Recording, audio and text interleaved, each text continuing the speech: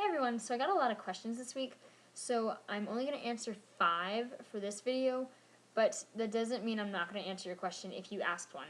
So definitely be sure to check back next Wednesday because your question, if you asked one last week, will be in that video. Just because I'm not answering them now does not mean I'm ignoring you. Just keep that in mind, just in case you get mad and you're like, where's my question? It will be there, trust me. I put them all in a file so I can see everyone's questions when they come in so that I can just like make this video and have the questions next to it. Okay. Okay, so I'm just going to start now. What do you think about when people say you're too pretty to cut? I think that self-injury is definitely a mental / emotional thing. It's not about how you look. Unless you think you're hideous or something, and so that's why you self-injure, or someone treats you badly because they think you're a certain look or certain whatever. That's the only way I think it can really affect you, is if it in turn affects your mental or emotional state. But I don't think someone can be too pretty or too ugly to the point where they are not capable of hurting themselves. I think that if someone says that, they're probably just saying, they're trying to just compliment you. They're trying to just say you're pretty so that maybe it comforts you or it helps you somehow. Who knows? Ask them. But I don't think that makes much sense for people to say that. Anyway, moving on. What do you think about friends asking you to see your arms to ensure you have no new fresh cuts or self-injury?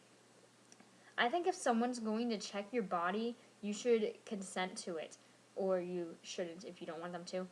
So they definitely need permission to check you, and I think that you should set some ground rules. If you do not want them to touch your body to make sure that you haven't cut, then tell them that. Work things out. Maybe you could just establish some trust thing, because I know that people that check their friends' arms or something and they say, oh, you promised you wouldn't, and then you did, and then it ruins friendships and it's awful. So definitely just work things out with your friends. If you want to stop hurting yourself, then maybe they can help you in a different way besides checking you every day or whenever. Unless that does help you. Some people it does help if they get checked, because then they're like, oh no, my friend's going to check me sometime soon. I better make sure I don't hurt myself. And it can help. It just depends. But if it doesn't work for you, or if you don't want someone looking at your body like that, then don't let them. Stand up for yourself. That's all I have to say about that. It's definitely about consent and all of that. How old are you? I am 16, and my birthday is March 15th, in case you wanted to know. How did you feel and think when you found out your mom self-injured? I was around 10 when I found out. I noticed she had scars on her arms, or they were just like red marks. Like, it was really recent to that time, or whatever, when I noticed. And she was telling people, oh, I fell in a bush, or I scratched myself accidentally, or the cat scratched me, or something like that. And so, of course, I believed that. I wouldn't believe that now. I'd be like, Mom, what did you do? We need to talk. But she eventually told me what the truth was. She's like, you're old enough to know this, and blah, blah, blah. I'm not actually going to do it again. I'm fine, don't worry, blah, blah, blah. She's kind of relapsed one night. And she's fine now. She's been clean, as far as I know, for 6 years. Oh, I didn't actually answer the question about how I felt or thought, or what I thought. I cried. I think, yeah, I'm pretty sure I cried at one point. I was worried about my mom. I didn't completely understand why she did it. I knew that because she had bipolar, she probably did it. And it freaked me out. And to be honest, ever since then, whenever my mom was upset or something, or whenever she's upset, or she's alone, or I haven't heard from her in a while, I freak out. Like, in my mind, I'm like, oh my god, is my mom okay? Is my mom okay? I wouldn't admit that to her. Of course, she's probably going to watch this now and know about it, but it freaks me out if she doesn't answer the phone and I'm somewhere else, or if she doesn't respond to something. It freaks me out because of that one moment. So I guess it's affected me in that way. And, yeah, I guess that's... I'm sorry, I keep kneeing the keyboard, or kneeing the laptop, and it keeps going... So if I keep shaking, that's because of my knee. I'm sorry. I'll keep it under control. But I guess that's how I can answer that question. If you want me to go into more detail about that, just ask and I can. I'm a binge cutter. I stop for a few weeks or months and then relapse. It gets harder to stop again each time I relapse, though. Is there any advice you could give me? Just keep trying. People relapse all the time. Obviously, if you check the wall of the page, the Facebook page, you can see that a ton of people have their hard times with that. And then, like my mom, she relapsed after years, and she's an adult. Some people think that adults don't hurt themselves, and they do. My mom's a good example of that.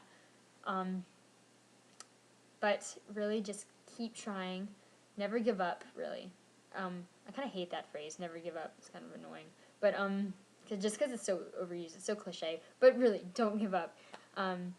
Maybe you could start a journal that basically says what you've tried. You could write down what you've done and how you felt about it, what experiences you had with it, if it worked, if it didn't work, and then you can kind of go off that. If you tried something, maybe the rubber band snapping thing, and that didn't work, then write that down. So then you won't have to try it again. Or if you do try it again, you can see if it's changed at all, and then make a list of things you haven't tried yet, so that eventually you can try to figure out which things work for you, and eventually you'll have a clean streak that lasts forever. So that's what I have to say about that. Just keep trying, and don't feel bad if you make a mistake. Some people call them mistakes.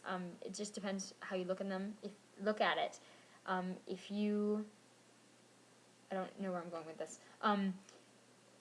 Just because you relapse does not mean it's a mistake. It's basically just a learning experience. It will strengthen you later on. You can figure out what works for you, what doesn't.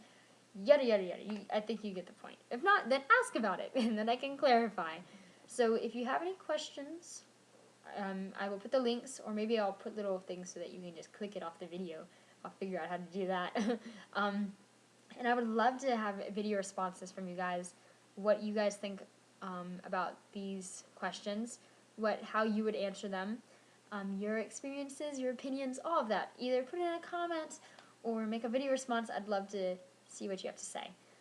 I think that's about it. Continue asking questions, guys, and I'll see you next Wednesday.